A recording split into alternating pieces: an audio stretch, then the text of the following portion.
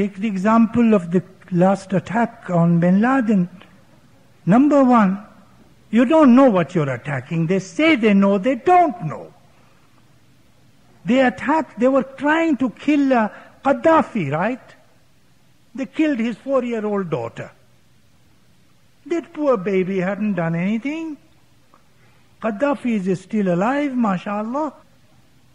They tried to kill Saddam Hussein. They killed Layla bin Attar, an innocent woman. They tried to kill bin Laden and his men. Not one died, 25 other people died.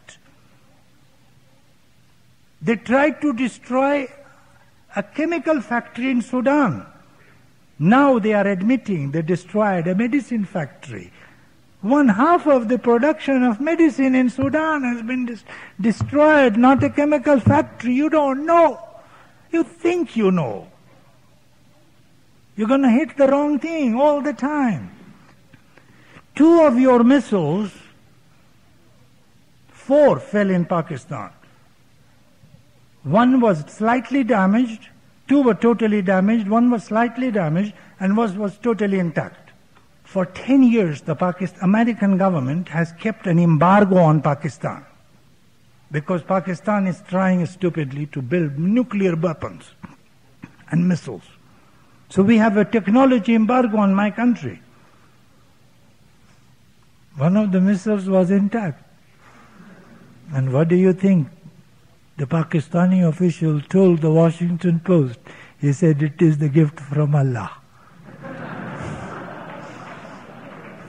They won't give us technology, and now we have got the technology, and our scientists are examining this missile very carefully. You see? Fell into the wrong hands by American policy. So don't do that. Look for political solutions. Do not look for military solutions. They cause more problems than they solve. And 6, please help reinforce, strengthen the framework of international law. There was a criminal court in Rome. Why didn't they go to it first? Get a warrant against bin Laden if they have some evidence. Get a warrant, then go after him internationally. Enforce the United Nations. Reinforce the International Court of Justice. This unilateralism just makes us look very stupid and them relatively smaller. As the meeting clears a little bit, the question here is that I mentioned that I will go somewhat into the story of bin Laden in the Saudi in Afghanistan, and didn't quite do so. Could I go into some details?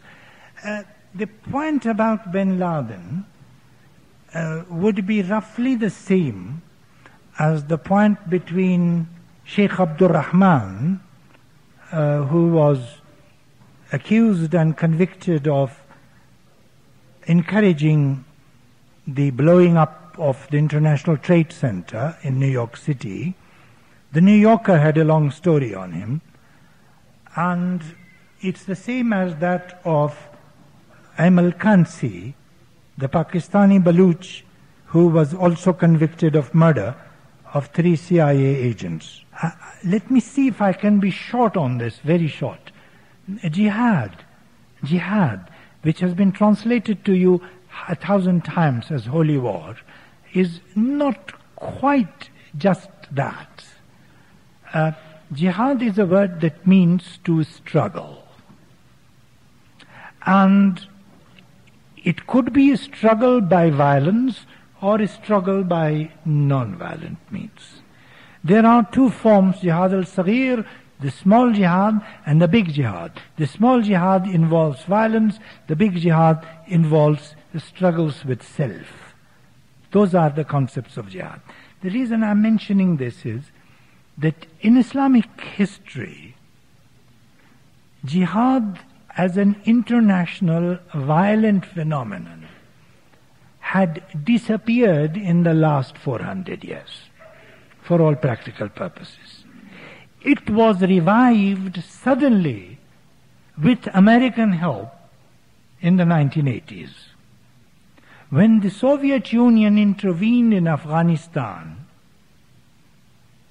and the military dictator of Pakistan which borders on Afghanistan, saw an opportunity in it and launched a jihad there against godless communism.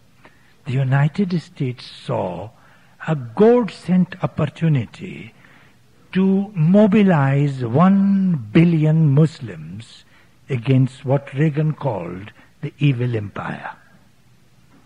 And money started pouring in.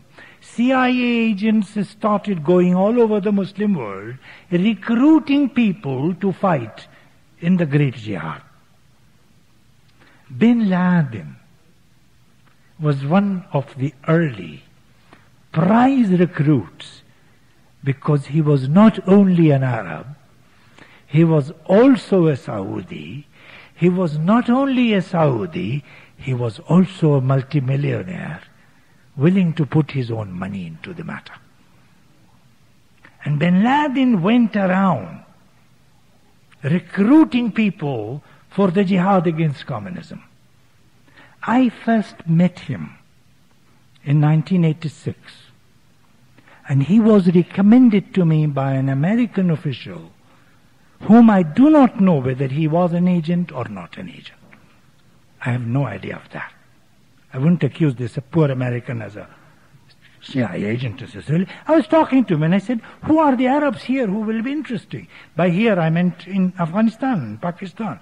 He said, you must mean Osama. And I went to see Osama, and there was Osama, rich, bringing in recruits from Algeria, from Sudan, from Egypt, just like Sheikh Abdul Rahman.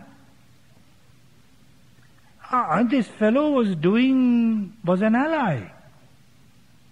Then he remained an ally. He turns at a particular moment. In 1990, the United States goes into Saudi Arabia with forces.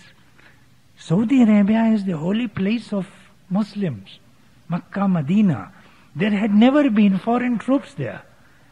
Now in 1990, during the Gulf War, they went in the name of helping Saudi to defeat Saddam Hussein.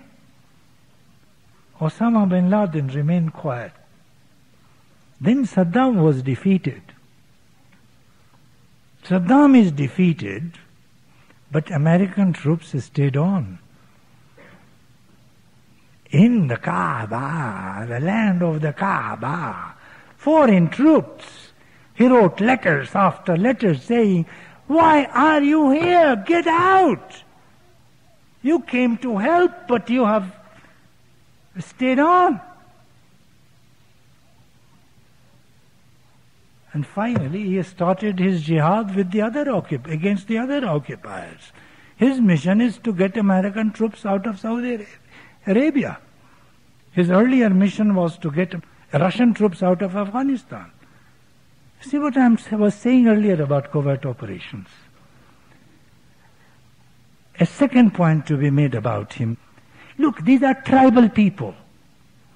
These are people who are really tribal. Being a millionaire doesn't matter. Their code of ethics is tribal. Tribal code of ethics consists of 2 words: loyalty and revenge. You are my friend, you keep your word, I am loyal to you. You break your word, I go on my revenge path. For him, America has broken his word. The loyal friend has betrayed. To the one that you swore blood loyalty has betrayed. They're going to go for you.